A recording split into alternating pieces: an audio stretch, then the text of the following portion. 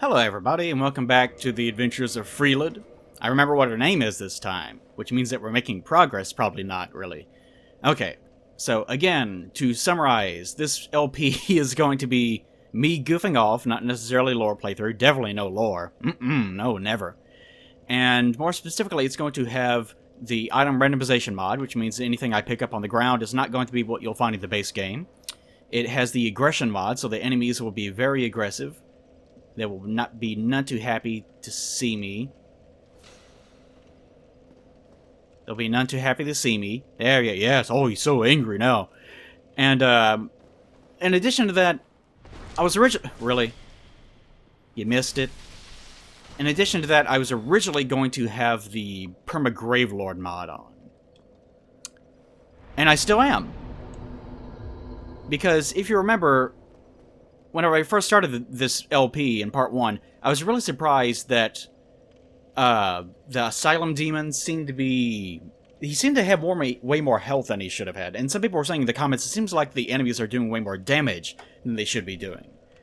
And I was wondering, where are the Gravelords? It doesn't seem to be working. And the Gravelords are... Let's see if I can... Gravelords are right here. He is, in fact, one of the Gravelord Phantoms. It's just that, for some reason, they aren't actually showing up. And I'm not... As a Phantom, they don't have the aura for some reason. And I'm not sure exactly why. But it does seem that it is affecting everything, so that maybe everything in the game is actually a Gravelord Phantom. And so, as a result, I decided, let's just make everything in the game a Gravelord Phantom.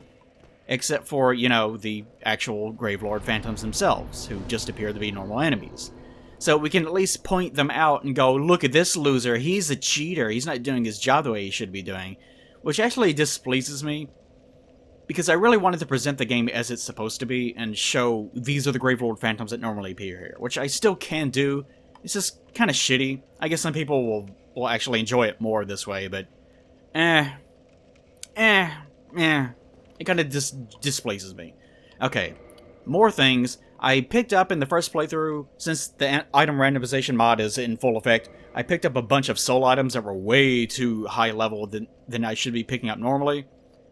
Which, this kind of goes well in line with the fact that I'm running the aggression mod and the phantom shit going on right now. So I leveled up using those souls, which there were like 60,000 of them. It was crazy. And I did a couple of runs to get a couple more levels, just because I wanted to... Like, I upgraded to 21 Vitality, 21 Strength, and 19 Endurance, so forth and so on, 20 Dexterity. Because my build is going to be eventually 50 Vitality, 50 Endurance, 50 Strength, 20 Dexterity. With, I think, 10 Attunement, I think. Just because. That's the kind of build that I want for her. Alright, so that's my recap, I guess, of shit that's gone down since then. Nothing more to say about that, other than there's probably going to be an ass-kicking at some point. It's probably going to be mine. Especially if my controller does not respond correctly. A problem I was having... I was attempting to record earlier. I hope it's not... It's doing it again. Hear that? That's the sound of my R1 button not working on my controller for some reason. Let's see if I click inside this field a few times. Yeah, for some reason that works. I don't know why. Once it does that, if I start clicking madly inside of the field with my mouse, then my Xbox Elite controller, which is kind of a piece of garbage these days, I have to keep it plugged in at all times or else it just starts randomly disconnecting. Just decide, and that voice, it even has like a sound box that outputs that voice. It's not even my voice. It's amazing. Alright, so let's see if we can do this again.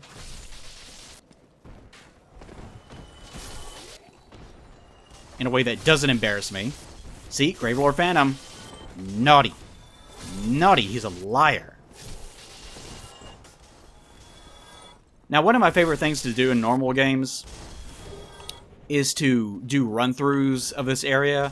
Like the whole area. Without actually trying to take any damage at all. Which definitely is possible. It's fairly easy.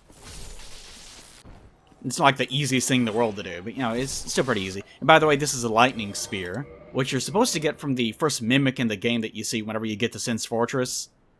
Now, boy, did that become different in Dark Souls 3, where every single enemy, or every single treasure chest, basically, is a mimic.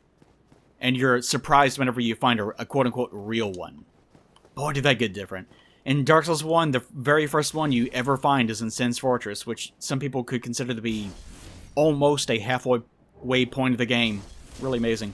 And that was really amazing, too. Thanks on Randomization mod, for giving me this 400 soul item, I think? Yep, 400. Well, they can't all be winners, can they? I've been getting a lot of benefits. I had to sit... While I was doing my runs, I had to purposely avoid trying to pick up things like that and avoid opening that door. I think you just close the door. But I was avoiding interacting with anything as I did my runs. Just for that reason. So that I could show everything off as is. Even you! I wonder if his imaginary friend in that bucket, that a lot of people to this day say doesn't exist. No, he's just petting the bucket.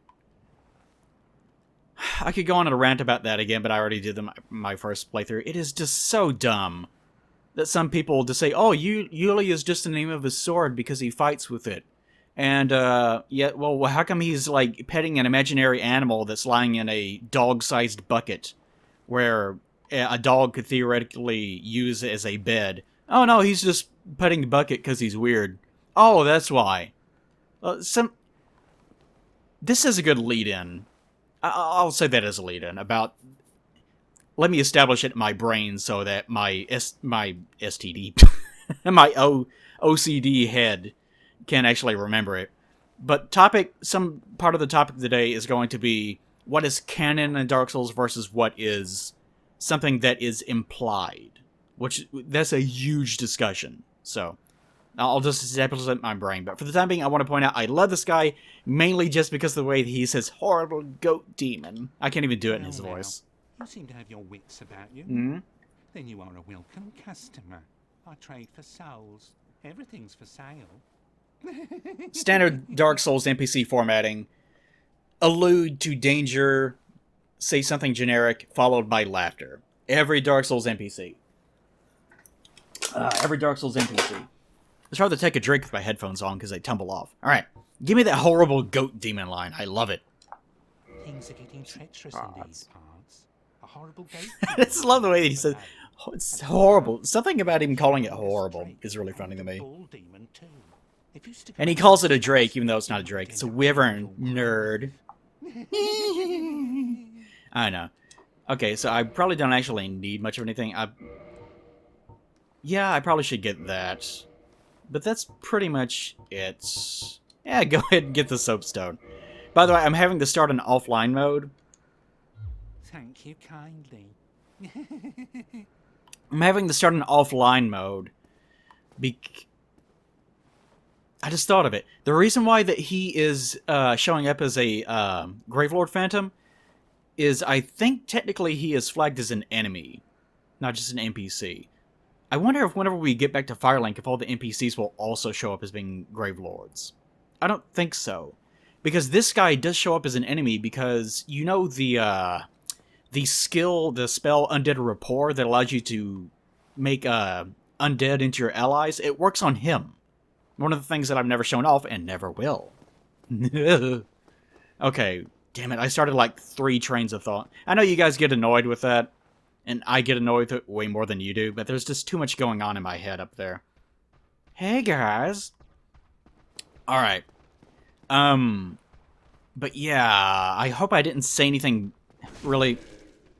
I hope I didn't say anything aside from the topic that I'm going to lead off into. But canon in Dark Souls. What is canon in Dark Souls? Because of the nature of Dark Souls, a lot of things are intentionally left unclear. There's a lot of examples of that. And I started thinking about this because someone, I forget who it, I think Ashen Hollow, I think, released a video, I think yesterday, talking about what is actually, like, 100% canon in Dark Souls. And it starts out by saying the world was shrouded in fog. You know, the very first cinematic that you see in the game. And immediately I paused it. It was like, well, first thing you got wrong right there. Really? Okay. Let's throw this on. That was like the first thing you got wrong, not because that's necessarily wrong, but because there's a lot to say in Dark Souls of it's possible that, hold on. Yeah, looking pretty good, I think. Could look better, though. Actually, I don't think I set this correctly last time. Let me do this real fast. Because we can't start this playthrough without looking mighty fine. And a lot of you are wondering exactly how I'm doing this. In Cheat Engine, you can use the body proportion sliders to change what the physical appearance of your character is. You know how there's preset... Let me make sure. But you know how there's presets for like large, big head, and so forth and so on. That's actually controlled... Yeah, now we're looking real good. Oh, yeah. Lordy trick. Oh, lordy trick. Alright. But, briefly, getting sidetracked, in Cheat Engine, you can alter it without the use of mods. If you just use like a cheat table or something that has a preset, or you can find it on your own. Search for floaters and whatnot. But there's physique types, and that's the only thing that physique types actually do. They just have presets of what those values are supposed to be.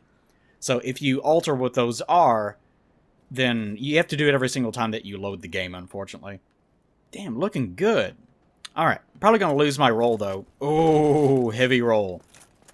Yeah, one of the things that I'm glad that, let's not use that, actually. As good as that looks, I think we should just go back to the Brigand set for a while.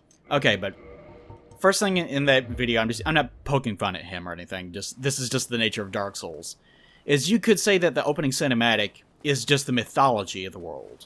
And the things that happen in that cinematic, they do seem to have happened in some capacity.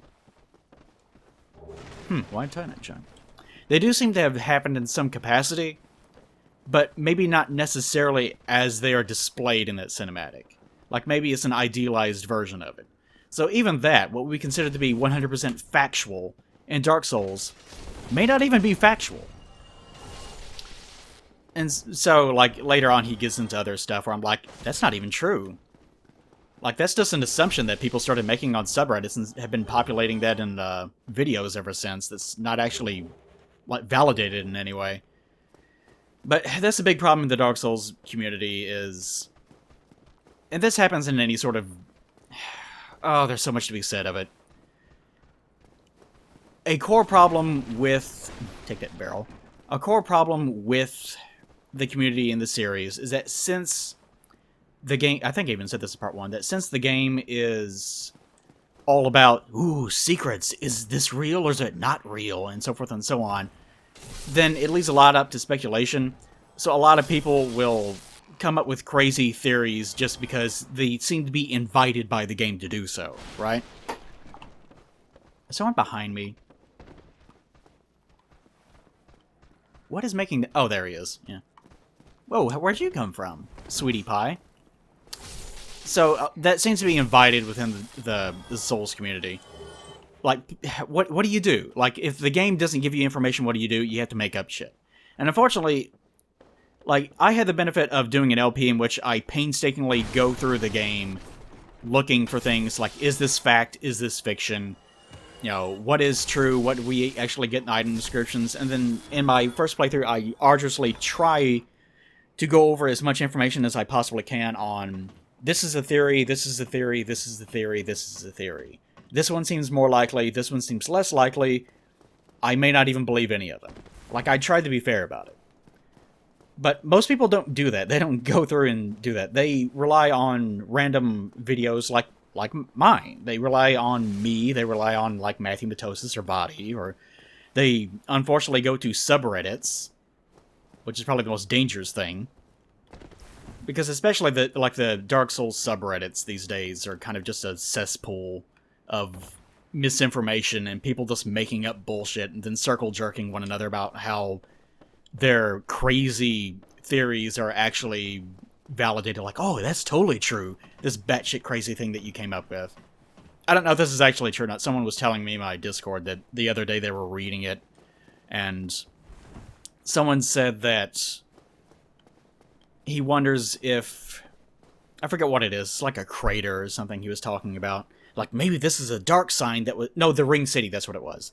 What if the Ring City is actually a huge dark sign that was placed upon the planet itself, and the planet is going hollow? Damn it, I keep fucking this up. And they said, after I read that, I just closed the subreddit and said it was time to just never go here again. And I don't even know if that story is true. And if you're listening to that and you're the guy that made that post, I'm not necessarily just making brutal fun of you or anything, but that's the nature of the subreddit these days. That's the nature of the Souls community. People just trying to come up with crazy theories just because they can, because, oh, this will be my big ticket to the big time. What if my crazy theory is actually true? Alright, finally made it. I'm trying to roll down here. I usually do this in my playthroughs because I'm a little cutie pie. Unfortunately... Oh, it appears that there's already... Oh, there's already... See, this guy's a Black Phantom. Ah, damn it. Couldn't do it. Now I'm gonna have to hop back down there and get my precious... Actually, having 10 self-humanity. I gather that's 10 self-humanity by myrtleizing the hollows in the Undead Burg. So I want that shit back. I'm probably not gonna make any progress at all today. But anyways. Point being, all that is not you're wrong about your theories or anything like that. Just, it's the nature of Dark Souls to be ambiguous. So, the nature of what is canon versus what is not canon in Dark Souls, that's not really a great subject because there's not really a great answer. So, whenever you get into discussions about what is true or what is not true in Dark Souls, there's inevitably going to be people, well, that's just your theory, man. Like, I think in the last video there was one of these things like that where I was talking about how the undead curse is linked with the fading of the flame. And someone accused me of not knowing what I was talking about and said, that's only a theory from Dark Souls 1. It's actually not true. And I just had to sit there, I put my hands in my head like, what? Like this, it's the fundamental, it's the guiding principle of the entire series. Like, it's the foundation for the entire story, and you're saying it's not true? It's just one of those things where, unless the game, unless you pick up an item and it has an item description that says verbatim, the undead curse is caused by X and fades with the flame, you know, and so forth and so on. Unless it stipulates it exactly, verbatim, like it's just a pure scientific dictionary-ass definition.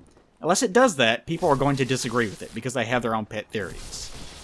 And because they have their own ways of trying to unite things together within the lore. Which I can't blame them too much for. So if you run into this problem of hearing someone say something that sounds like it's crazy, it might be crazy. Or it might just go against the common grain of thought in Dark Souls, in the Dark Souls community. Like, I have my own way of looking at Dark Souls, and to me that is 100% true. But if someone says something like that, you can't really argue with it exactly. I mean, you can. Come on. What if I just... There's way too much going on down here. And I can't even homeward bone out once I do it. There's a lot going on. Maybe jumping down there is not such a great idea whenever you have Perma Gravelord on, in addition to mods. Yeah. Okay. But yeah, the nature of the Dark Souls community is just that you kind of just run into that problem all the time. Of what is true, what isn't true. Damn, I hate that attack. What is true, what is not true? Come on, guide yourselves into this thing. Guide yourselves to my spear, please. There we go. This is the lightning spear, by the way, that I'm using. I did have the proper stats to be able to use it. Stop trying to hit me through the wall, little cheater. You naughty Oh my god. How many of these things are there?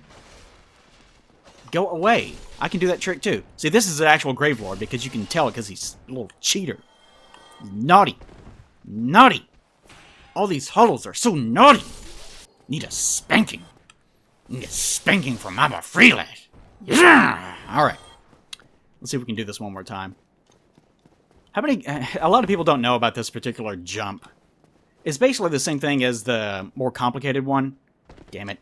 Maybe I can... Yay! Now we don't have to go down there. Oh my god, go away. I'm starting to lose my patience with these guys. Which is why I'm starting to play worse. I'm just gonna go to standard. I need to deal with Havel anyways. And Havel might be a phantom, I don't know. I hope that he's not. I hope that he's not. Which actually, this... I wanted to say this, because in one of my attempts at doing a recording of LP part number 1, I said this and then forgot that I didn't say it in my other attempt. That's another LP thing, worry that you have to worry about all the time. Remembering, did I say that? Didn't I say that? Which one was that failed attempt number 1 or 3? Seriously? Even down here? Seriously?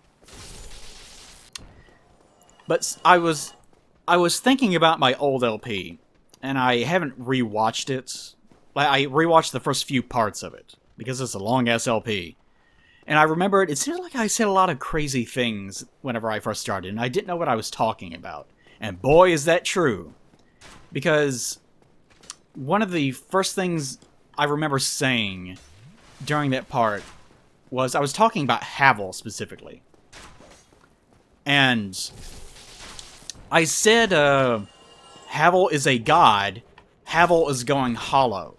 Like, not in those words, but I said something to that extent. And I thought, well, maybe I'm just being me, and I was distracted, and, you know, I wasn't paying attention. And then I go off on a tangent like I do, and then I come back, and then I say the same thing again. Like, Havel's a god, Havel's going hollow. And I got so angry at myself, I was like, no, you idiot, that's not how that works. Gods don't go hollow like that. So it's one of those things where whenever I was first starting out, I didn't know what the hell I was talking about with a lot of things. And that LP really served to help me sort of focus everything.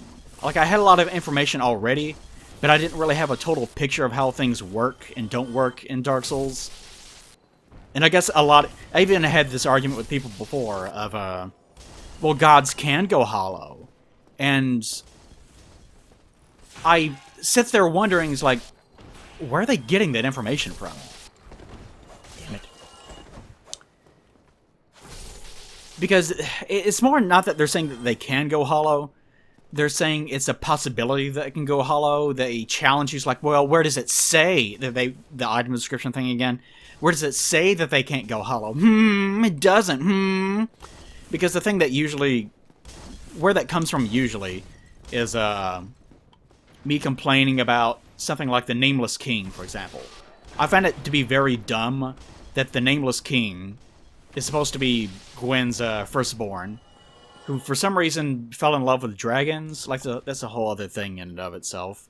I think they just came up with the idea, wouldn't it be cool if he was riding a dragon? And then they were like, why would he be riding a dragon? Like, well, he got shunned or something, right? Maybe he allied himself with the dragons.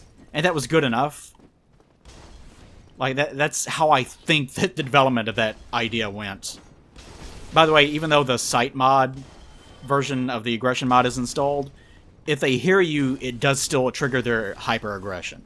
So that's what that is, in case you're wondering. Black Phantom. Normal guys.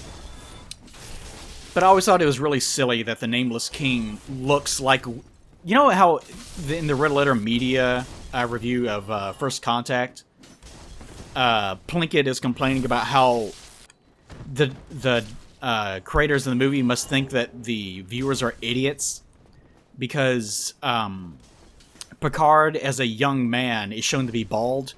Oh, wow, there's one up here too, huh? It's like, oh, he has to be bald because he's the bald captain. It won't make sense to the viewer otherwise.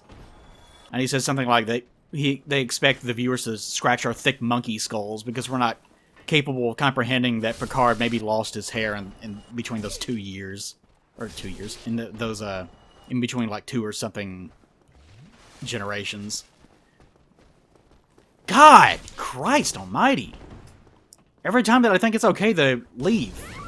Really? Wait, where did they even come from? Oh, wait, I remember. There's a bug associated with the firebomb guys. They can throw through walls. I forgot about that. It's also true of arrows. Arrows also had that problem, but only, I think, in the Undead Burg. Ooh, it's been a minute since I thought about that. No wonder I was taking hits. Okay. But I always thought it was really dumb for that reason. This idea that the Nameless King's gotta look like Gwen, or else they won't understand that he's his son. So he has to look hollow, because that's how Gwen looked. That's the only... that's the reason why that, he looks like that, is because he needs to look like Gwen. So I always found that to be really stupid. Because gods don't naturally go hollow. They're not subject to the undead curse. Humans are the ones that are subject to the undead curse, because that's the entire foundation of the game series Dark Souls. Because the Dark Soul is literally humanity, the thing that makes humans human. And the reason why the undead curse happens at all is because whenever the first flame starts to fade, the strength of the Dark Soul increases. And because the Dark Soul is linked with things like physicality, it makes it so that your body ends up reforming after death. That's what the undead curse is. Like, that's the whole crux of things. So gods don't naturally go hollow like that. And some people get really angry if you say that. It's like, you don't have any evidence of that. Because I guess they have some sort of pet theory in their head that hinges completely on the idea that gods can go hollow through the undead curse. I don't know why. I don't know where that's coming from. Like, I don't understand people like this. But I guess that's where it's coming from. I don't know. I really don't know. The idea that the Nameless King has to have a hollow face, because otherwise how would you know? Really? Really? Well, so long, all those souls, I guess. Just because I decided to roll in a certain way. That was stupid of me. You know what? I'm going to give myself back my 10 self-humanity, because I'm a cheater. I'm going to do that. Where's self-humanity? I'm going to give myself that shit. Actually, hold on. Maybe I shouldn't do that.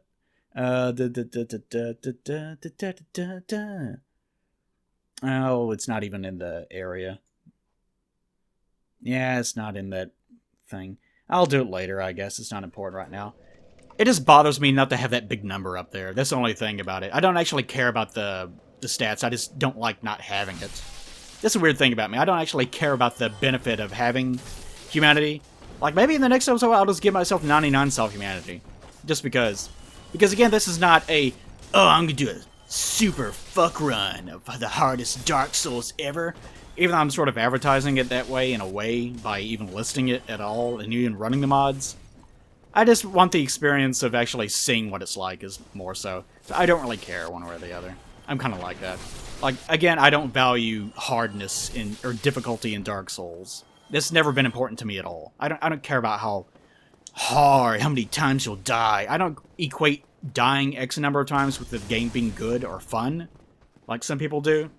Like, anytime that a new Dark Souls game comes out, I'll inevitably see people say things on the subreddit like, wow, that fight was amazing. I died 18 times. Like, really? That's your metric for how good the boss fight was? Whether or not you died to it, and whether or not you died more than an allotted number of times? It doesn't make any sense to me. I never picked this up. I keep forgetting about it. Let's see what it is this time. Dark... Alright! Dark Fog. Possibly one of the... It's not Dark Bead, but it's still pretty damn good. But there you go. But anyways, let's put all that to the side for a second. Okay. But some people have their own pet theories. The reason why Gwen was going hollow is because he was literally burning his soul away. Right? Gwen was burning his soul away. This isn't a lore playthrough, by the way. Gwen was burning his soul away, and as a result, he was losing his soul because he was using himself as kindling. That's the reason why that he was starting to look like he was going hollow. Not because he had the undead curse, but because he was literally losing his soul. And he was reverting back to his pygmy state. Because that is... the occult club. What does that say lore-wise about these enemies? Are they plotting against the gods? But that, damn it.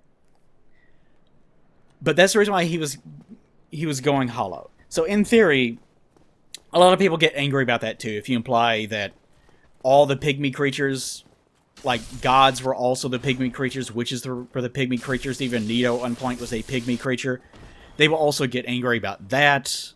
Because they want to say that, no, only humans can be pygmies, or whatever. Or they'll say something like, well, that's true, but only humans are actually called pygmies. The other ones are just hollows. I hate getting...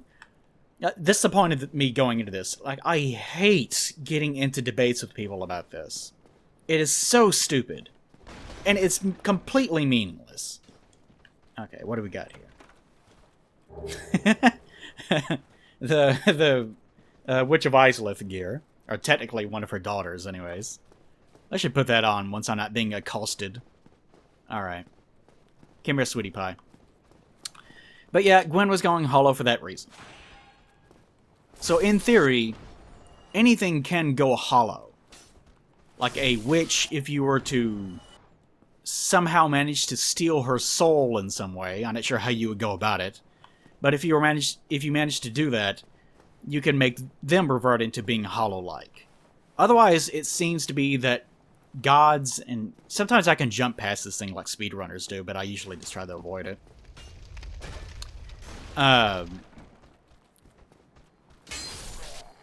But otherwise, it seems that witches and gods, and Nito, I guess, even though Nito's just like dead forever, or the Funito, if you want to even bother trying to consider them canon.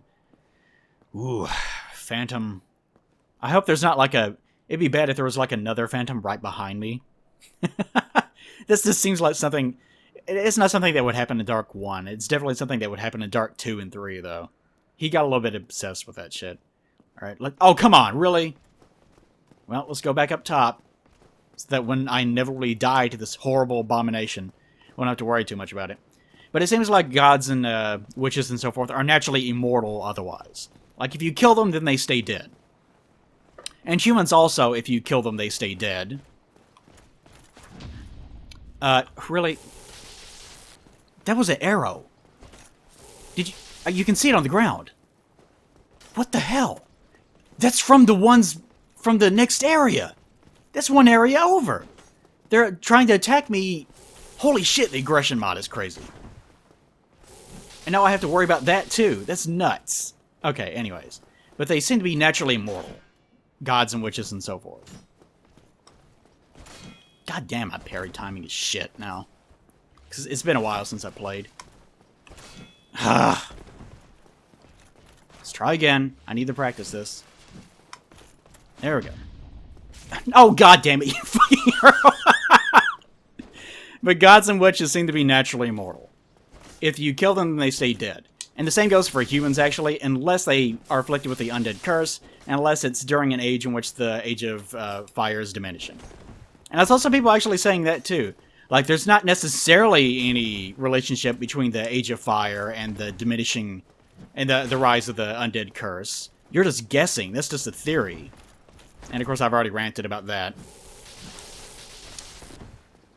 But the funny thing about that is not necessarily the fact that there's so much information saying otherwise, and it's the crux of the entire franchise. It's more the implication that did he just drop a generic soul? Yeah, see, look at these fuckers. You can see the ladder up there. Are you just gonna stop now that I'm looking at you? Oh no, here comes one now. You can't even see them. They're not even rendering. And since the arrows are fucked up in this region, well, whatever. And I can't go through or else they're going to attack me. Well, we'll see what happens. But the implication that it was just a coincidence Like, the undead curse is more than... Hold on, I got a head palm, or face palm here. The implication that whenever the undead curse arose and Gwen started freaking out about it, not only was it just a coincidence that the undead curse started happening... Really? That the undead curse started happening... Do these drop anything? No, they're the same. That the undead curse started happening during the fading of the flame. Not only that, but Gwen also reached an erroneous conclusion that the fading of the flame and the undead curse were linked, and that he and the witch also came up with that erroneous conclusion. And Gwen set himself on fire to dispel the undead curse for really no reason. And it turns out it was just a complete waste of time. Like, all that. Like, just... The things that people believe about this game. I'm not calling you out and saying that you're an idiot, because, again, Dark Souls is a convoluted mess of shit. This is one of the reasons why I don't like the fact that it got sequels, because it never needed... Like, the fact that it's ambiguous is really all it ever needed to be. I'm really gonna have to concentrate for this down here. But the fact that there's a huge disparity between what I consider to be canon, again going back to that topic, and Dark Souls. Like, things I consider, well, of course the undead curse is caused by this. Of course the Dark Soul is humanity and it's linked with physicality and so on. Of course that's true. Wow, that did a lot more damage than I thought it would. Because it's the lightning spear. Some people actually consider that to not be true. And in fact, have things that I consider to be ranging from insane to outright stupid in some cases. Like, things, because I base so much on... Ooh, almost didn't get the timing of that right. Because so much of the lore is based on a fundamental understanding of how, like, souls work and things like that. Cut it out. God, it's so dark in here. It's so fucking dark. No. I found out that like, I think in my first playthrough I didn't know what the hell he was doing. But he's trying to use the ability that his shield has to give himself additional armor. Which you can see him doing... Oh, damn it. You can see him doing in, like, Dark Souls 3 and 2 and all the other millions of games that he's in for no reason. But apparently his shield durability in this game is set to 0 right now, which is why it's not doing anything. Cute little thing. This interesting tidbit. I'm gonna fuck up one of these. Shit. That was close. I really gotta concentrate. One more time. Then I could talk about how Havel's a god and he's going hollow. Alright, this should be it. At the time, though, to be fair, it was really unclear whether or not Havel was human. Now, he's probably not going to drop what I want him to drop.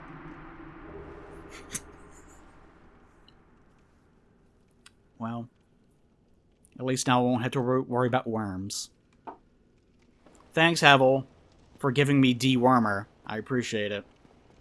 If you know what that is, egg vermifuge is for curing the case of headworms that you get from the things that grab you down in the realm of chaos, or whatever fucking lake bed. I can't even think right now. Now, I wanted to go this way so that I would actually be able to unlock a bunch of shit. Because remember, we couldn't, oh god. Phantom crystal guys, golems. Oh, the stone gear! That's nice. I'm so glad that they all come together. I'm really glad I didn't accidentally click that stupid Fashion Souls thing. I can't imagine anyone actually intentionally wanting to pick things up individually. Now, I wonder how far they're gonna... Ooh. It's oh! Huh?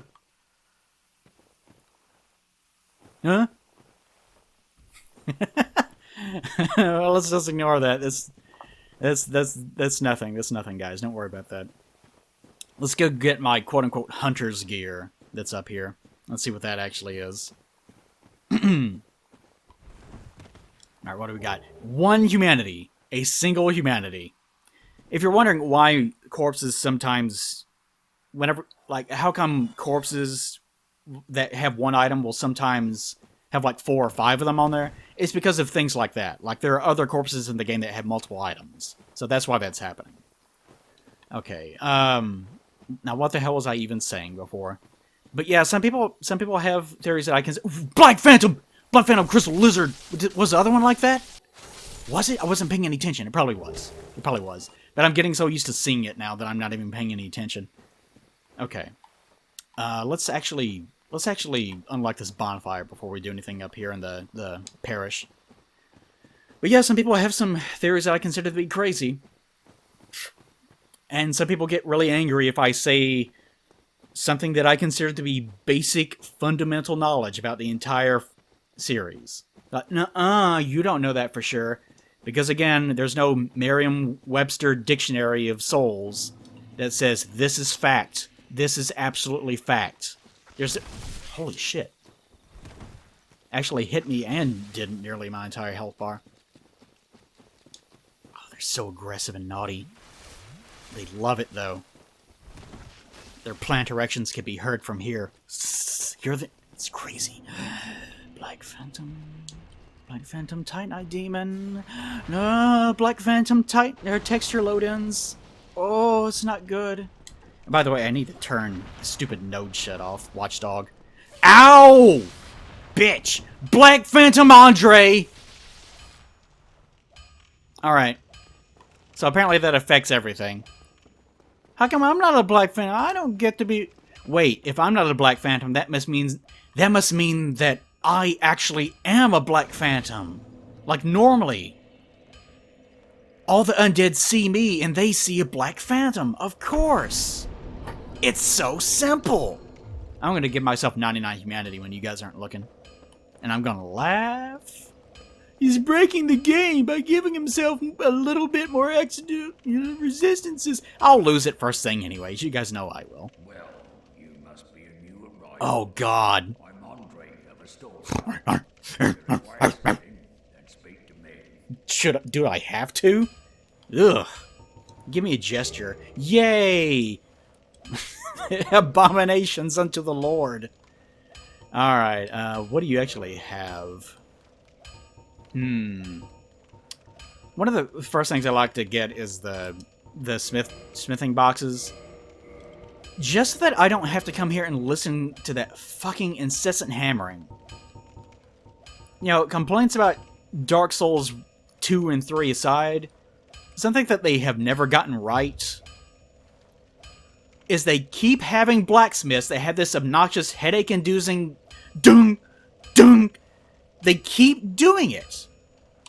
And they never think about it. It never fails. In every game, it always gives me a headache to be around that all the time. It drives me crazy. And they just keep doing it. Is it so much to have a blacksmith that... I've talked about this before, how what he's doing doesn't make any sense. He doesn't even, like, have... He doesn't have a furnace. He doesn't have anything... He's not even heating the sword that he's beating. What he's doing, he's just damaging the sword. He's an idiot. Andre's an idiot. He's a fool. All the blacksmiths in this game are fools except for like Vamos down there, and that's it. That's pretty much it. I wonder if I come down here if the Snake Man will get super angry. Wait, he's not a Black Phantom. He's also a Black Phantom. Oh, this is crazy. I wonder why Andre is flagged that way. Oh, this is so weird. I'm a Black Phantom. It's such a shame that... Going another Dark Souls 3, I really don't want to. It's such a shame that they just brought him back for really no reason. It always kind of bothers... Like, if I encounter someone that's only played Dark Souls 3, they say, my favorite character was Sigurd. I just kind of... Like, I don't go on a rant about it. It just kind of makes me sad. It just makes me sad that Dark Souls 3 is just so... Hey, remember this? Remember this? Do you remember this? Like, could you have left Sigmire alone? I mean, poor Sigmire. He had a closed arc. Like, oh, they're different characters, Plague. Shut up. They are not different characters. Shut up. Oh, they're slightly different, though. He's a little bit more... Shut up. Absorbed in thought. I am Siegmeyer of Katerina. Quite honestly, I've run flat up against a wall, or a gate, I should say. The thing just won't budge, no matter how long I wait. And oh, have I waited. So here I sit, in quite a pickle, weighing my options, so to speak. You know, if you actually were thin enough, you could probably climb your way up this gate and climb through those top slots. I don't think you could you could fit maybe a baby through these, but I think, yeah, if you were thin enough. Of course, he's not. You know, even if he's not actually fat under his armor. It's one of the misconceptions. But yeah, I guess if he took off his armor, he probably might be too muscular to be able to fit through, though. Still closed. Still closed. It's sad to me because Siegmeyer is one of my favorite characters, not because he's silly. Like, a lot of people will consider a character to be their favorite if they are either silly, or they're dumb, or they're funny, or whatnot. I actually dislike Siegmeyer just because he actually feels sort of like a real person in some ways. Like, his motivations are real. Of course, his whole like, that's all comical and whatnot. But as you go through his arc, he actually seems more like an actual person. Just because... I've talked about this in my Winnie video recently, where people view themselves a certain way, and they really enjoy having the idea that they can do something. Like, if I tried to write a book, then I could do it, and it would be amazing. But they never will. Because they enjoy the fantasy of being good at something more than the actual execution of being good at something. Like, oh, if I exercised and got in shape, then I would probably look really good. I'll just enjoy that fantasy. Really? I'll just enjoy that fantasy for myself of that being true. And I will never actually attempt to realize it. Like, that happens all the time. Really? Really? Let's not trigger the other ones. You're not even supposed to be there. Why were you out there? Why were you out there? You should have been guarding your precious, stupid firekeeper shit that I never actually went into as far as its actual implications in the lore. Like, why would he be doing that? I don't know, maybe he's an asshole. You ever think of that? No, wait! It's because he is a phantom. The real one is still in there. I forgot, there is a phantom of him.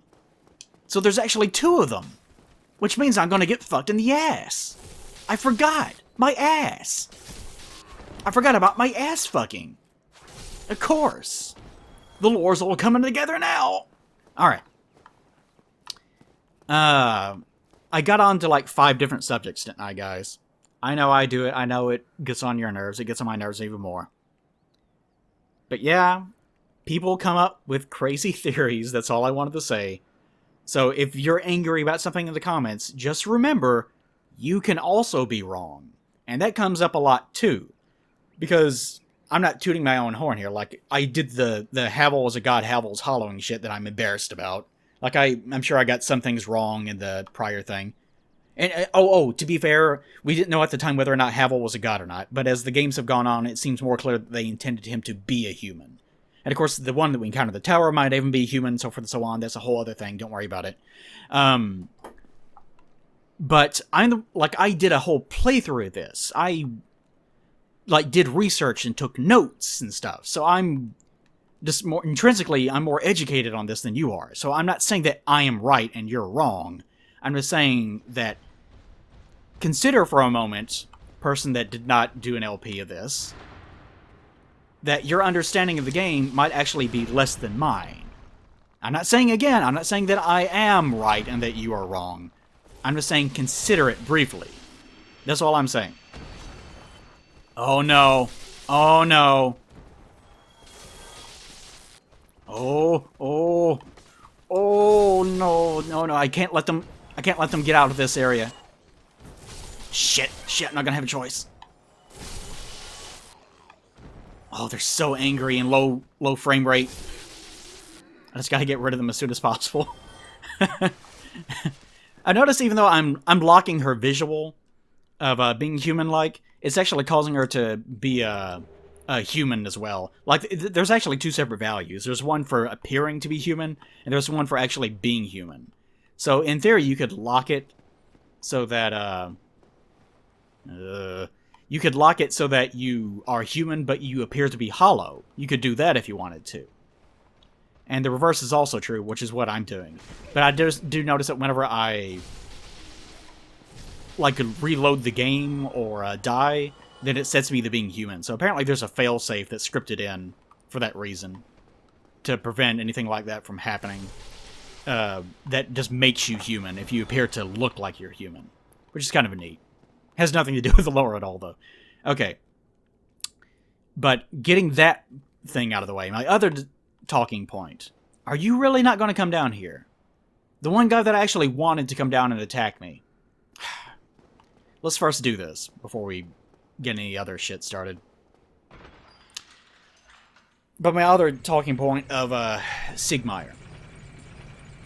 A lot of people enjoy the fantasy of being able to do something. Sigmire's like that. Sigmire has the fantasy of... It's not even really a... that's not exactly true. It's not even like a fantasy for him. It's... By the way, there's an item down there I never picked up, and there's that over there. Let's do it this way, I guess. I hope I don't miss this jump. Or this roll, I should say. It's... Black Phantom Velka Raven. Amazing. But, for Sigmire, it's more... The Demon's Catalyst, well. For Sigmire, it's more now that he enjoys the fantasy of being able to do something. It's more that he has no agency behind himself. Like, he spends so much time thinking and considering... Large civil moment, soldiers, nothing. So much time thinking and considering and plotting, oh, how will I do this? I need to come up with a perfect plan. If I have the perfect plan, everything will fall into place. He's more of a bad writer, if anything. Because writers do that a lot. Where they sit there planning about the thing that they're going to write. If I do this and that, and if I do this... And they just never start writing. They just kind of sit on their hands for so long that they just, again, enjoy the fantasy of what it's going to be like once they're done planning. Ooh. And Sigmire is like that. He, enjoys the planning of it so much that he never gets around to actually doing anything. He lacks agency. He can't man up and just do it. Which, oh, thank God for this. It gives me a chance to talk. Which is, it's fitting for him. Like, his whole character is that he sits there planning for so long, he never gets around to doing anything, because he sees himself as being a hero. I am a hero, I am an adventurer. That is who I am. That is my entire character as a person. So, whenever you one-up him, in all these cases, I really wonder if this thing's going to be a phantom. Oh, God. Ah! Ah! Ah! Really? No, she doesn't mind. She's cool with it.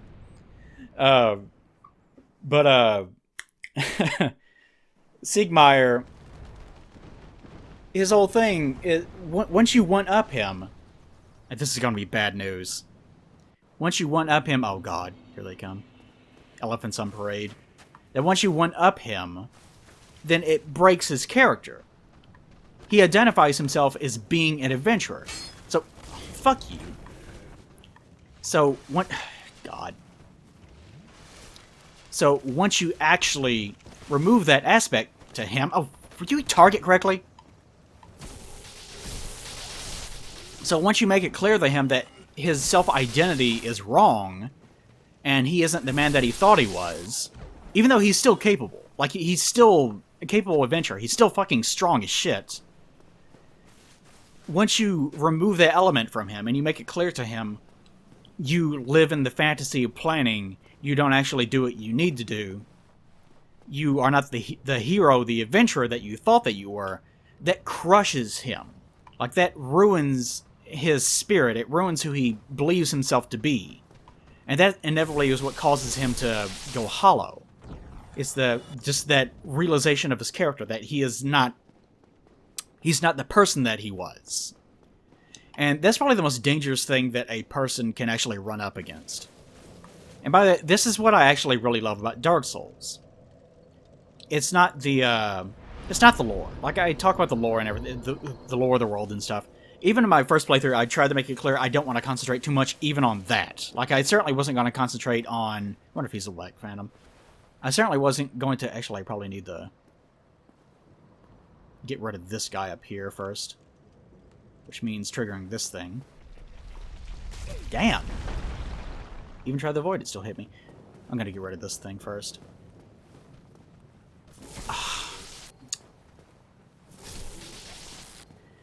Even, whenever you crush someone's spirit, whenever you, like, that's the most dangerous thing for, we consider ourselves to be someone.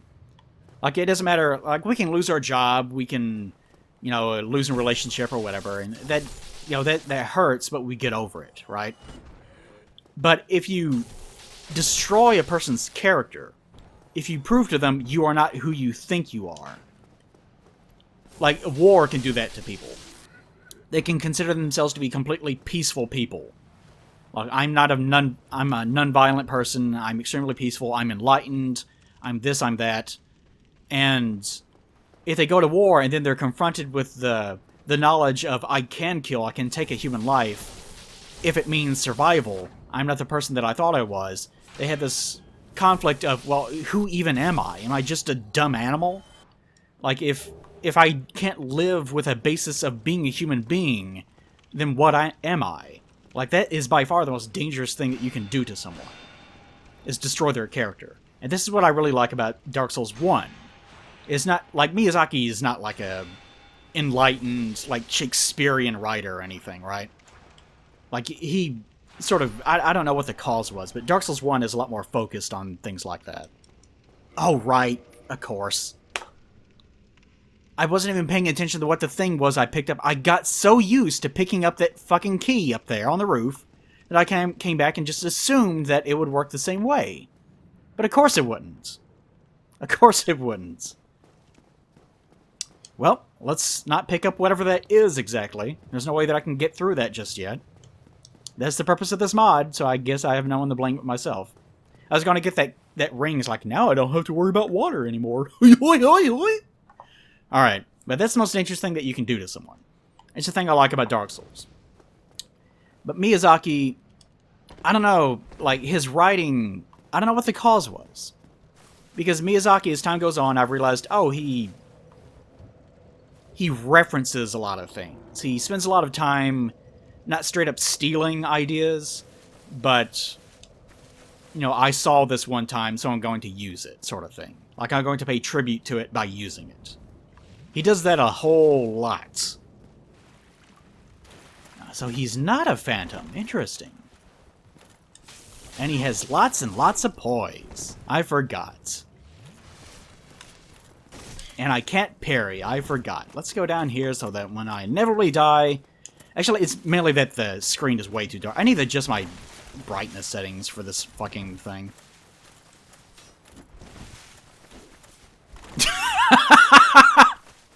Something about him rolling. Okay, there we go. God. So much damage. So angry. Why so angry, Oscar?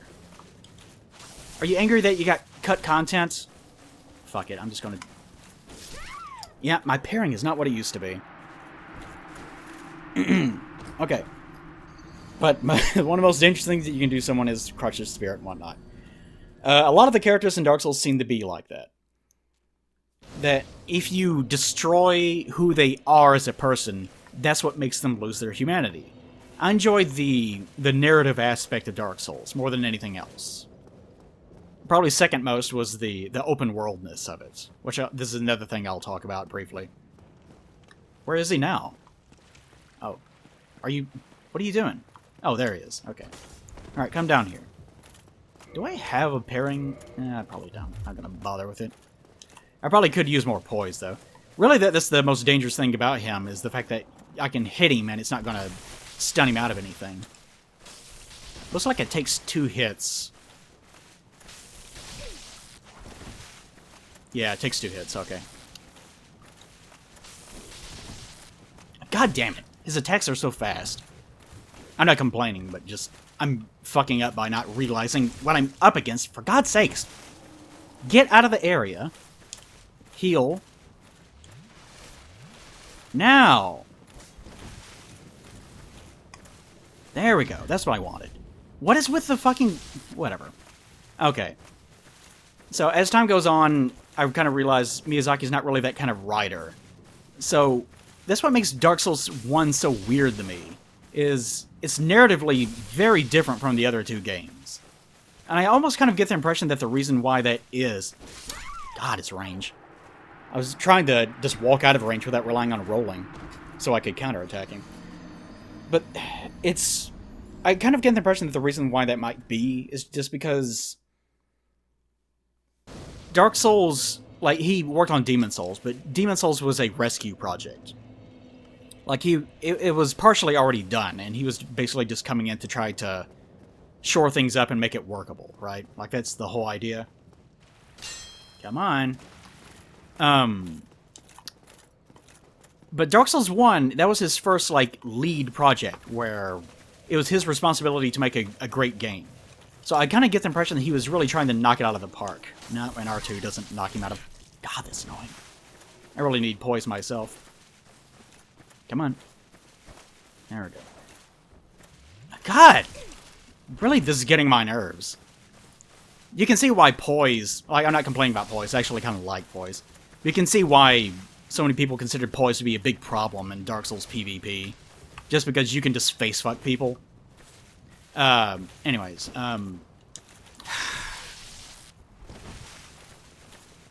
trying to do this, I'm trying to concentrate at the same time. Oh, for fuck's sake! I'm starting to get pissed off at myself for not knowing my goddamn timing. No, stop trying to roll in. What is with him and rolling? Okay, now, poise. Thank you.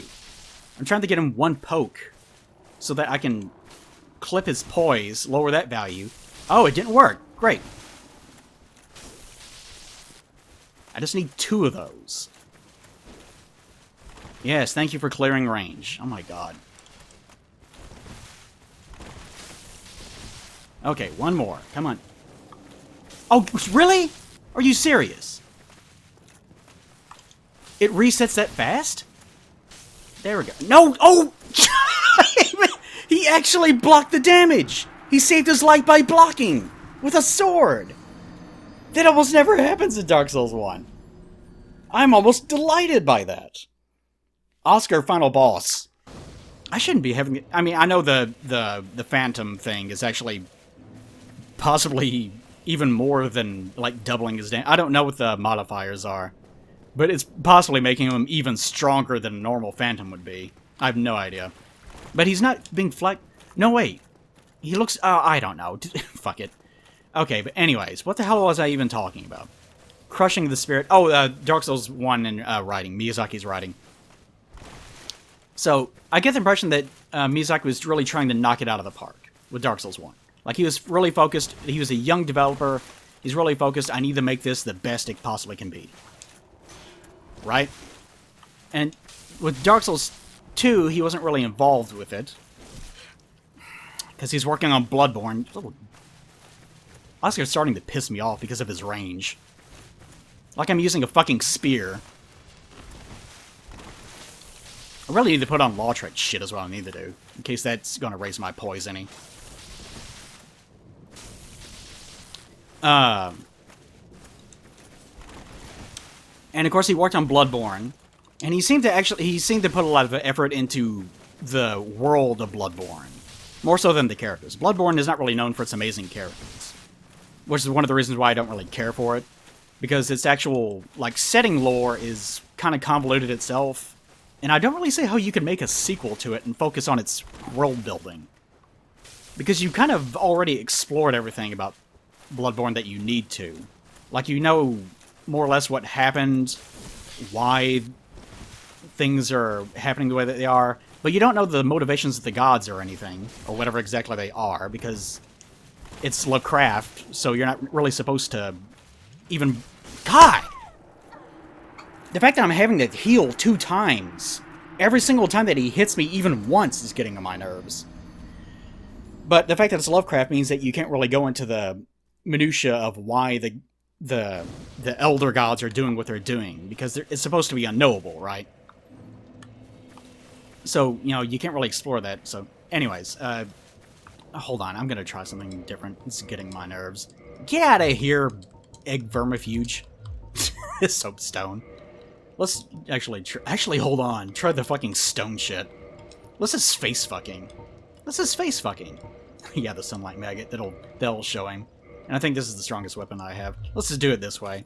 Let's see what happens with my heavy roll. At least I actually have a roll. I guess that's good. This is the I'm tired of your shit moment. What now, fucker? Yeah, you can't do shit now, can you? Miserable fuck. It takes me an hour to regen my stamina. Oh, you can poise through it? Oh, what a special baby you are. Look at me. I'm so talented. So fucking skilled. The way that I can spam R1. Let my armor do all the work. I'm so brave. Oh, I'm so brave! Such a goddamn warrior is what I am. Oh, look! I did it naked, too! Look how good I am. Thanks for the soul of a brave warrior, you dickwad. Okay. But Dark Souls 1 and Bloodborne and Dark Souls 3 are very different. I think Miyazaki was trying to knock it out of the park with Dark Souls 1. With Dark Souls 3, I think he had, at that point, he'd become, you know, president, and he just had too much going on, and he just... And here's the thing about Dark Souls 2 and 3. I guess some people don't know this. Miyazaki does not like making sequels to games. Like, he's said that before. He doesn't like making sequels. He never intended for Dark Souls 1 to have a sequel. But the former president of FromSoft, I forget what his name is. I went researching it one day. There's actually not much information on the former president of FromSoft because, I'm not sure what I'm not going to go into it. I'm probably wrong about something somewhere, but it's very difficult to track down, is my point. But the former president, or maybe it was a group of executives, I'm not sure what the financial politics of it were, signed off before Miyazaki became president for 2 new games with the Dark Souls branding. So that's the reason why Dark Souls 2 and 3 exist in the first place. It's not because Miyazaki thought, well, I definitely have a story that needs to be told. Oh, God. I didn't think this through. Oh, I didn't think this through. He is too strong. I don't have any upgraded weapons, so this is gonna be rough. He can't climb, though. I can climb. Yeah. Eat it. Eat it. Let's just come back to this area. Let's not do this right now. 'Cause there's a lot... I just kind of did this just because I saw it, which is really stupid of me. Okay, let's just go. God, even with this lightning spear, it takes 2 hits to kill them. And I'm not supposed to even have this fucking thing. It's crazy. Okay, let's hope nothing falls down behind me. Come here. Okay. So I think that's kind of the reasons why the series sort of tone and writing changed. Is because Miyazaki was putting everything that he had into Dark Souls 1. Like, he was really giving things thought as far as the writing goes, just trying to make sure that it was perfect. Whereas I think with 3... Jesus, I hate that attack. One shot killed me. I think that the reason why... I think that the reason why that 3 suffered is just because Miyazaki didn't really have any interest in making 3, and he also knew that people were extremely resistant to 2. Like, he knew that people really did not like how 2 turned out. So he really wanted to make sure that no one could really complain much about it, which is the reason why 3 is such a callback game of, do you remember this? Do you remember this? Do you remember this? You know, reference, reference, reference. I clapped when I saw it! I clapped when I saw the reference to Artorias! I recognized that! I've seen it! I clapped when I saw it! Miyazaki broke new ground! Etc. and so forth. I think that's kind of the reason why that Dark Souls 3 turned out to be the way that it did. He was trying to play it safe. Jesus.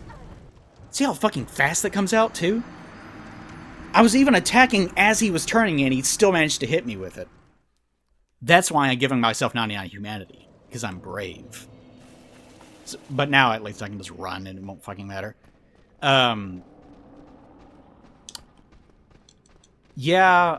So I kind of consider, like, it seems like Dark Souls 3, it seems like Miyazaki has started to learn the wrong lessons from Dark Souls 1's success.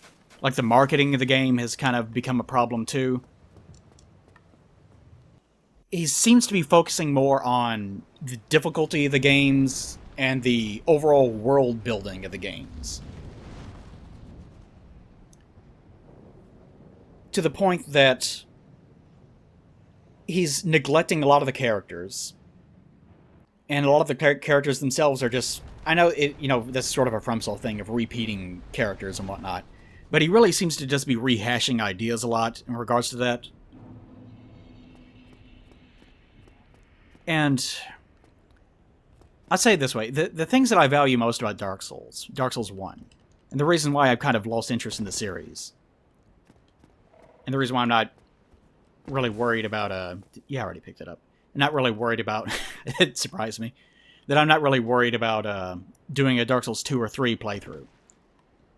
Is because in Dark Souls 1, I value the open world a lot. This is one of the things I wrote down in my notes to talk about that I completely forgot about. That I kind of considered that, like, whenever I heard about Dark Souls 1, one of the things I wanted to see was a focus on characters and a focus on open world. And I don't mean open world like Breath of the Wild, but I will say that Breath of the Wild actually does Dark Souls better than Miyazaki is doing Dark Souls right now. Like, in terms of, you can go anywhere, it's a living, breathing world, that sort of thing. I don't think it needs to be as huge open. Like, it can still be, like, corridor-based and stuff. It can still do that. Excuse me. But I think that, yeah, Miyazaki's kind of learned the wrong lessons. Oh, Jesus. Has learned the wrong lessons about a lot of Dark Souls. Like, Dark Souls has become, over time, it's become more safe in terms of its design. It's far more linear than it used to be. Like, people have done the whole tree thing, where Dark Souls 1 is just a mess of interconnecting, like, limbs. Dark Souls 2 is more of a branch. Like, I think you can go, like, 2 or something places in Dark Souls 2 starting out. Maybe 3. Yeah, you can go 3. Technically. Well, I don't think you can fall down the well. Until, whatever. Anyways, but technically, let's just say 3 at most. But in Dark Souls 3, you go down one path, and that's the path that you're going to go down. You can technically split it very early on by beating a boss, but that's pretty much it. And there's like 1 or 2 branches, but they don't go anywhere. They lead it to dead ends. So Dark Souls 3 is by far the most linear of the games. And while its level geometry does make sense, you don't have any options. Like, you can't decide...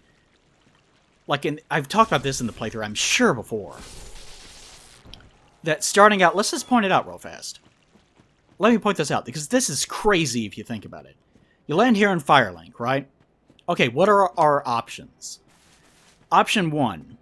I can go through the graveyard, and I can go down there, and go down as far as the Tomb of the Giants before I have to turn back. And I can gain the Rite of Kindling. In theory, like, this is the reason why Pinwheel is such a weak boss.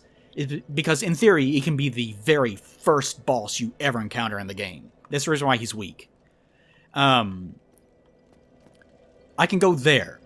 Or I can go down here.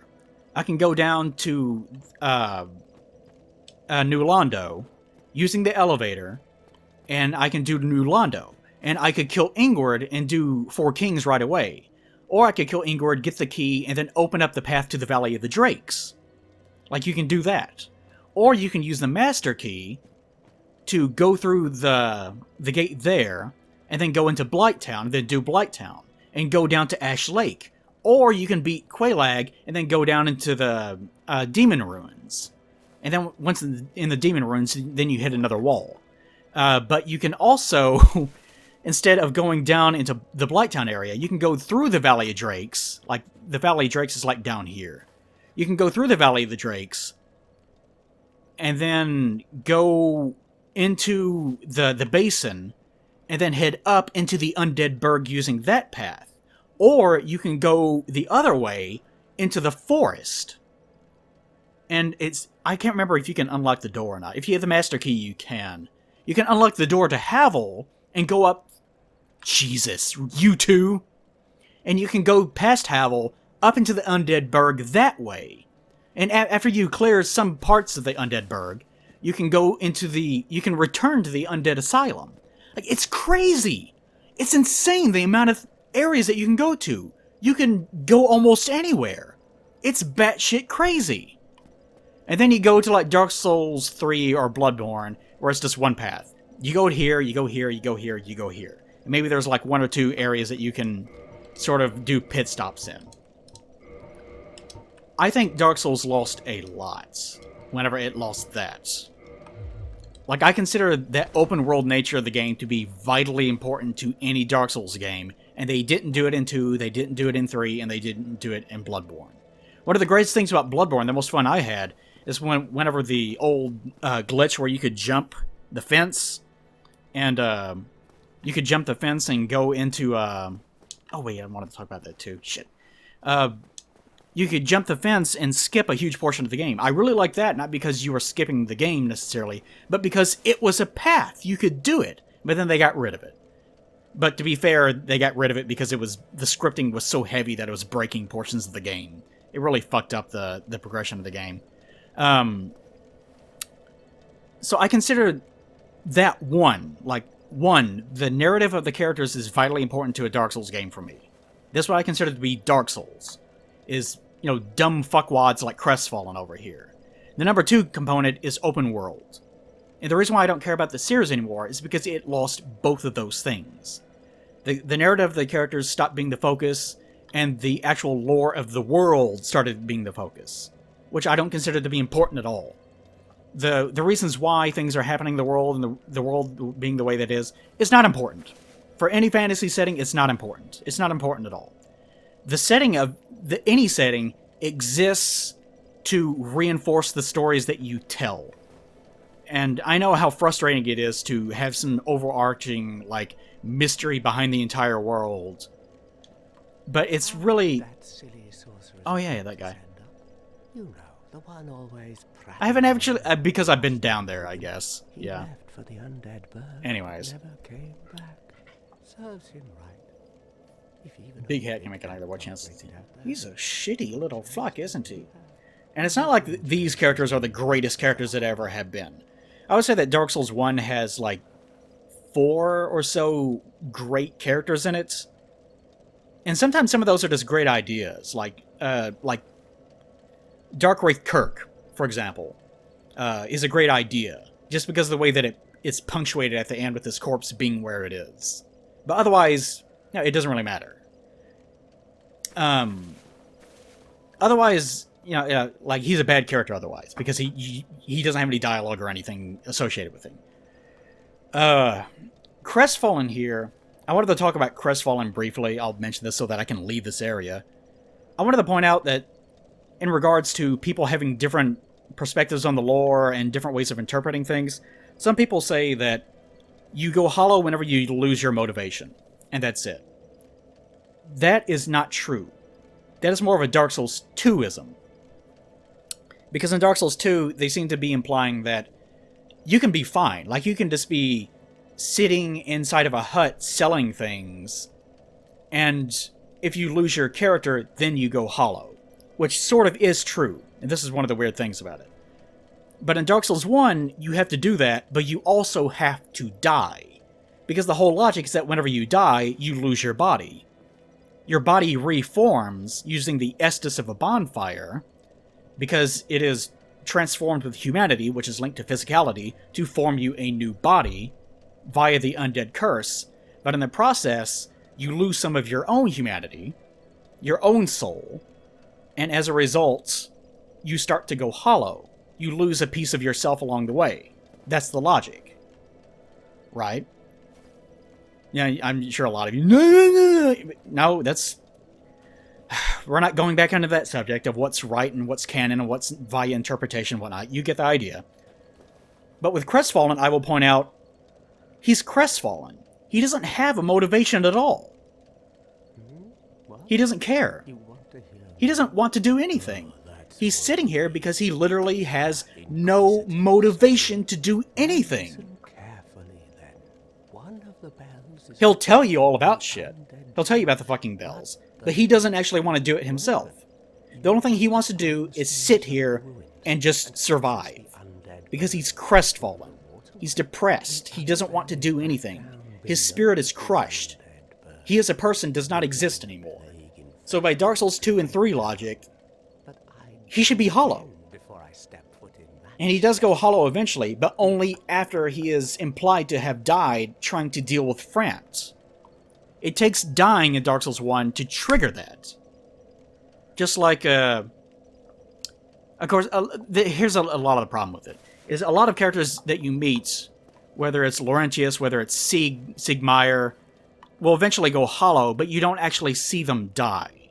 And that's where a lot of the confusion about whether that's true or not, what I'm saying is true or not, whether the people that are madly typing the comments, whether that's true or not. That's where all the confusion comes from, is because there's no clarity of whether that's true. Because you don't actually see it happen, or you don't see anyone die, and you don't see them go hollow as a result. But I just wanted to point out, Crestfallen is there. He doesn't have a purpose. So by that logic alone, that's what it takes to go hollow, he should be hollow. But that's the reason why I have that logic. You need to die for it to happen. It's because of things like that. Because characters do get broken, but they're still human. They're still themselves. They're just depressed. They're depressed and they're not sure who they are. Jesus. He's always here. And, oh no. Oh, I just realized how bad this is. And it isn't until, I also wanted to show, I'll do that next episode maybe. I wanted to show the Sin Skip, in case anyone doesn't know what that is. If I remember it. But, shit, I lost my train of thought again. I keep doing it. But it's for that reason that I think that you have to die in Dark Souls 1 at least once for it to happen. Because otherwise, you're just a depressed person. You're just deeply depressed. You're still you, but you just don't know what to do with yourself. You don't know who you are anymore. Anyways, but those are the sorts of questions that make me like Dark Souls 1. Oh, Fred Phantom Andre. Those are the sorts of things that makes me like Dark Souls 1. That's the reason why I became detached with the series. Is because thoughts like that kind of get lost along the way because they start focusing on things like, oh no, they're not hollow, they're ash, or things like, the history, the pygmies, and whether... And by the way, to anyone saying that the Ring Knights are not Dark Race, they're pretty transparently referencing Dark Race. Now, I guess you can say, well, they're not Dark Race, but sure, they're meant to look like them. That's fine, I can understand that. But to actually be so naive as to look at those things, they have the, nearly identical animations. They have the same, root shit coming off of them. They have the same, visual profile. And even if you go, on the wiki or search for things, it will say things like, they transparently visually reference Dark Race. It's one of those things where, why do people disagree with these things?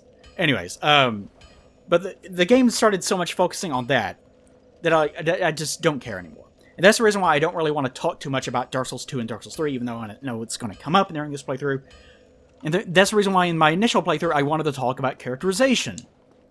Not only because that's what I'm good at, as far as analyzing it goes, but because that's what interests me about it. That's what I love about the series. Is the fact that you have characters like Siegmeyer, who, once you destroy their character... Jeez. Uh-oh. Controller disconnected. It does that too sometimes, too. Apparently it's a faulty way that they make these controllers. But yeah, just like Siegmeyer, who, once you crush his character, his entire arc is the reason why he ends up becoming hollow, and he needs to have his daughter put him down, is because he does lose himself as a person. He doesn't know who he is anymore. Because you inadvertently end up destroying that because you're just trying to help him. Like, it's tragic. That's one of the great things about it. I think I told this story before. But, oh, really? whenever the Dark Souls 2 or Bloodborne guides, I can't remember, were coming out, they were taking, like, community questions that we, in theory, had that we wanted to ask Miyazaki. And mine never got used. But my question that I sent in was, I can't remember the exact wording, but do you think it's essential for do you think it's essential for characters to have a, like, Shakespearean-style tragic component to their writing? It's something along those lines. It wasn't worded elaborately, though, because I knew that it had to be translated, and I didn't want it to be that complicated. God, their awareness is off the charts. Of course, that one didn't get used. And I realized afterwards it's probably a good thing that it didn't get used, because it doesn't seem like Miyazaki doesn't really seem to think that way. I don't think he gives it that much concern. I think he just thinks things are cool or they're not cool, or Jesus, there's so much. Or he, is... Well, that problem's been solved. I wonder what's going to happen if I cut off his tail. I guess we'll find out next time. But, he's just not that kind of writer. He doesn't really write that way, I've found out. What's this? Spider shield. Alright, I could use that. I could use a little spider shield in my life. Yeah, it has physical resistance. Oh, wait, I already had one. What am I doing? That's the reason why I started using the crest shield. I just got excited over something new. I'm dumb. I'm a dummy. Okay. Did I get... Okay, okay. Alright. I think I'll just stop rambling. I'm rambling right now. Alright. But that's what I liked about Dark Souls 1. I like the characterization, and I don't think Miyazaki thinks about things like that in terms of they need to be tragic characters.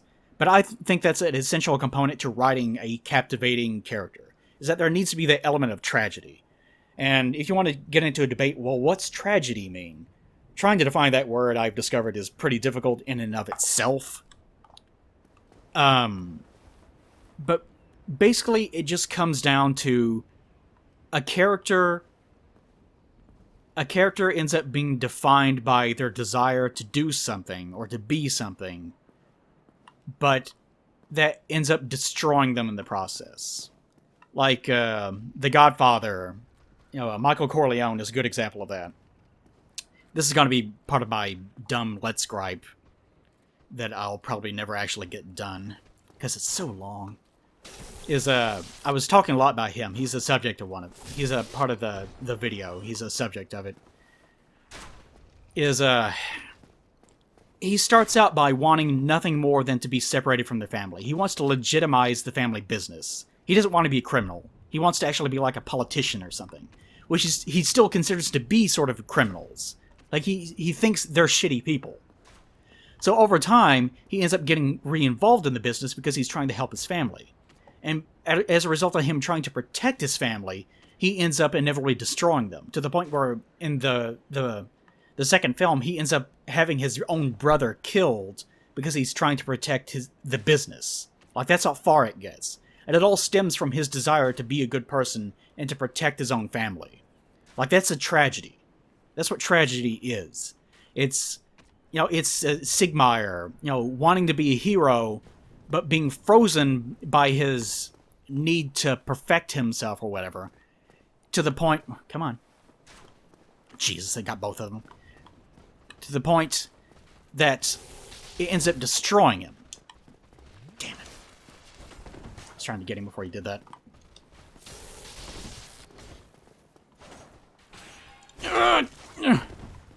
It ends up destroying him. That's the component. That's the tragic component to his character. And I consider that to be vital to writing a captivating character. You can make someone that's just cool. Like, you might say, well, my favorite character is X, and they're not tragic at all, and it's fine. But how much, analyze for yourself. I'm not going to tell you why you like them or why you don't like them. But analyze for yourself. Why... Wow! There was a red phantom on the other side, too! You got me, Dark Souls! Oh, I died again! I'm having so much fun because I died! Add 1 to the counter! That's my enjoyment factor. I'm not angry about that. I'm just mocking... using that as an opportunity to mock the game. But anyways, yeah. That's the crux of, I think, of Dark Souls, is tragic characters that utilize the setting of Dark Souls itself, not as an end unto itself, but as a means of storytelling stories about the individual characters. Like, the characters serve to reinforce what the setting is. It's not the other way around. Like, the setting is not... The story is not about the setting. I plan on complaining a lot of... I'm going to do a Star Trek thing soon, and I'm going to complain a lot about this. Star Trek has kind of gotten to where it obsesses over, like, timelines, and... Like, it's really obsessed with time travel for some reason in recent years. Especially Star Trek Online. And they see that as an end unto itself. Like, it's a story about going back in time and doing this, and it ends up just being a story about time travel. And a lot of movies do this, too, where they have a story about time travel. But the whole thing about time travel used as a narrative device is that time travel exists to tell stories... Like, there's a great episode of TNG where Q takes Picard back in time to stop himself from being stabbed through the heart during a bar fight, to see whether or not his life could change, whether he could save his own life. And Picard realizes by the end, I would rather be stabbed through the heart and die as the man that I was than become this shadow of a person that I actually was. And that's the story. The whole time travel component of it is just a plot device to tell that story. And the same thing goes with, like, Dark Souls or anything else. Is the setting exists to tell... The setting exists to tell stories within the setting.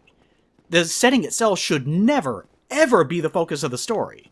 And I think that's where, like, Bloodborne and Dark Souls 2 and 3 go wrong. It's fine if you like those games. I'm not saying those games are shit, or that their storytelling is shit as a result or anything like that. Like, I know the tone of my voice makes me sound like that. But really, like, those games are fine. I'm just saying that that's what I consider to be a flaw of those games. Like, Bloodborne focuses too much on the gods and what they're doing and what history events happened that led to the blood, and so forth and so on. When really that was never that important. What actually should have been important was, what are the characters doing in this setting now that the setting is what it is? Like, how do both reinforce themselves? And unfortunately, the answer to that is they don't really. In Dark Souls 1, they do, because in Dark Souls 1, I won't say that the story is about the characters. Like, I'm not going to be overly grandiose about it. Because it's not like Dark Souls 1 is a perfect game or anything. It's definitely not. Like, it has its own problem. Will you hurry up and attack, dickwad? Little dick weasel. Aha, I had just enough stamina to roll away, because that solves every issue.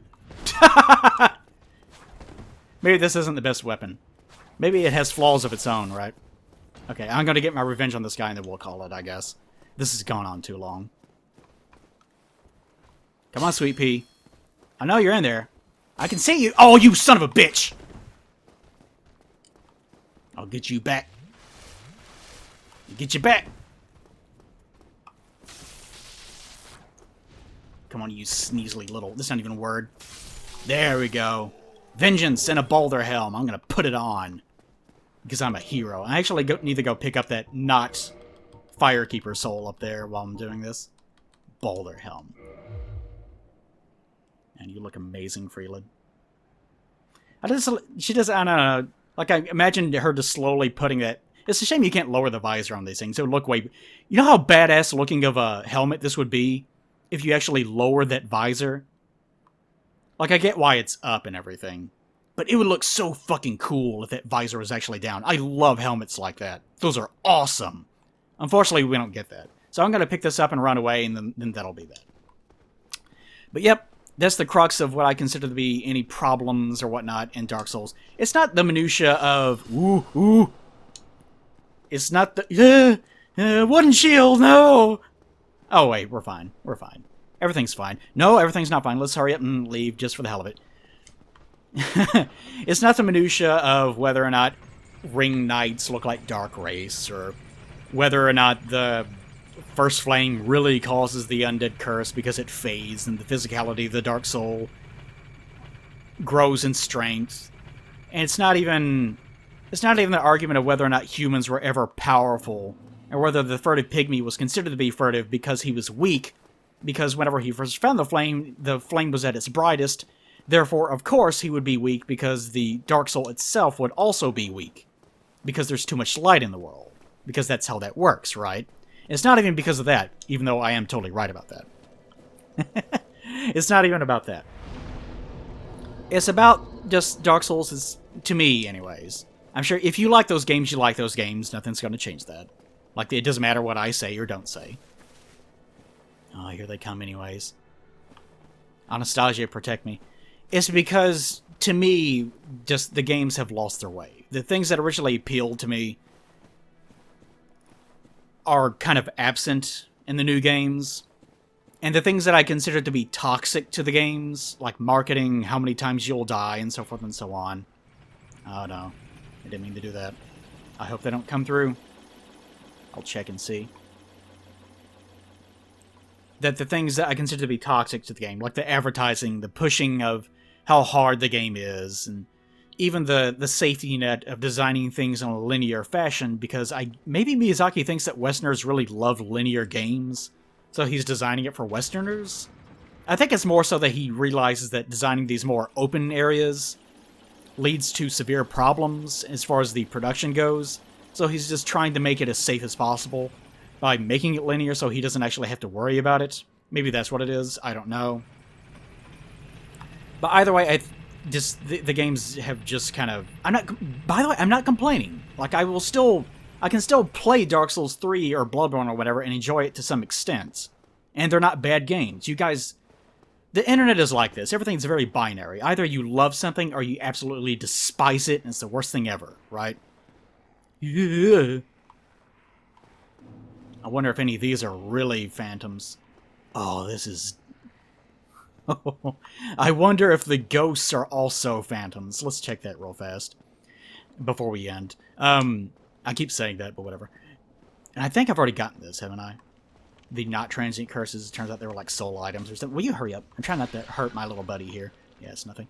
Okay, I just want to see real fast. I'm not saying that the games are bad or anything like that, so don't make an angry comment. Plague does nothing but complain. I can't watch this anymore. Be one of those people, because I know that you're listening. Just don't be one of those people. Like, just accept, oh, this is why he views it this way. I do not view it that way. We can both agree that our own opinions are based on reasonable... Jesus, they are! They're phantom ghosts! Christ. Time to leave. Disagree, we're both reasonable people, and we have our own opinions, and you can recognize, oh, that's why he thinks the way that he does. I disagree for whatever reason, but it is still a fair opinion to have. They're not going to still be chasing me good. And that's a fair opinion to have, and just leave it at that. That's also fine. But I just wanted to make sure that you guys realize that whenever I go poo-poo-doo-poo on Dark Souls 3 or 2 or Bloodborne or whatever, it's for that reason. It's the disappointment of the things that I valued originally in the game are no longer there, and the things that I disvalue, whatever that word is, in the game that I considered to be unhealthy for the game are the things that seem to be the things that they're picking up and going with in the future. That the games need to be harder and harder and harder. Like, Dark Souls 3 isn't really that hard. I would actually consider Bloodborne to be a little bit more difficult. Just the value of, like, speed, like, shields. I saw someone else say this, that in my original playthrough I complained about shields being a problem, and in this playthrough I said that shields are the solution to the problem. Again, you're being very binary. I originally said in Dark Souls 1 that shields are a problem because they were a problem. They are a problem in this game. But they never got a solution for it. They never came up with a proper solution. And I said that too, but of course you just ignore that because it's not within the criteria of the thing that you want to complain about. That thing. And I say in this playthrough that they abandon shields unfairly for the same reason. Like, it's a problem with the game that they never really fixed. They just gave up. It's another one of those things. I liked this sort of idea of shields and whatnot, but they never fixed it because they never tried to. They just did things like try to adjust the stamina value and do things like in Bloodborne of making a joke, shields are useless. And they'll give you like 1 or 2 shields, but a single hit from them will break your entire guard and things like that. Like they just tried to balance the game in such a way that you're discouraged from ever using shields and you're encouraged to more just optimize your weight loadout so that you can do perfect rolls. I don't even know where I'm going anymore.